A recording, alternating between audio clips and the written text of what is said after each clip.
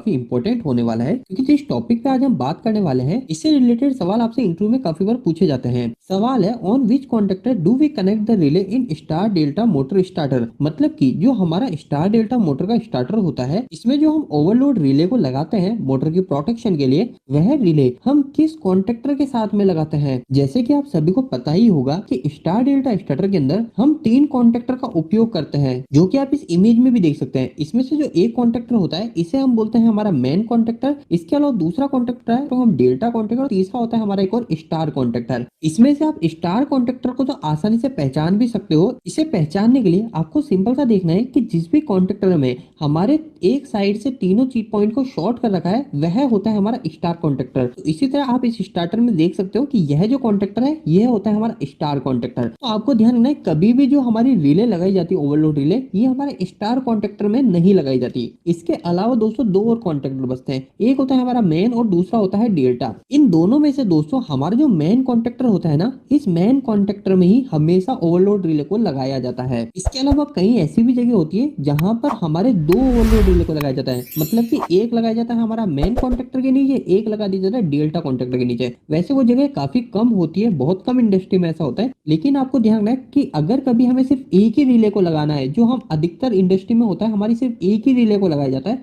तो अगर कभी सिर्फ एक रिले को लगाया जा रहा है तो वो किस कॉन्टेक्टर के नीचे होगा, वो हमेशा ही पहले हमारे प्रायोरिटी रहेगी हम मेन कॉन्टेक्टर के नीचे ही रिले को लगाएं।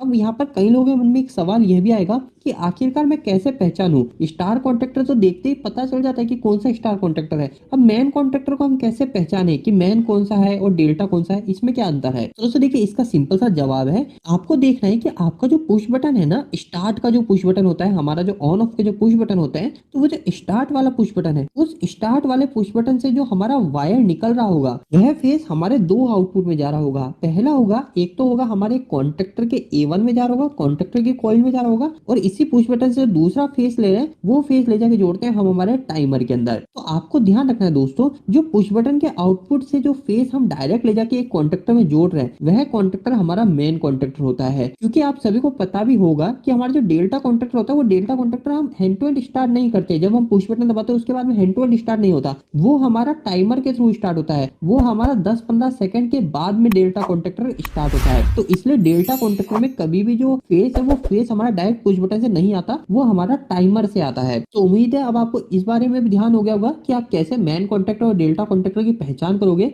और साथ ही साथ हमारा जो मेन क्वेश्चन था कि हमें रिले किस कॉन्ट्रैक्टर के नीचे लगानी है, तो हमेशा पहली प्रायोरिटी रहती है कि हम हमारे मेन कॉन्ट्रैक्टर के नीचे रिले को लगाएंगे।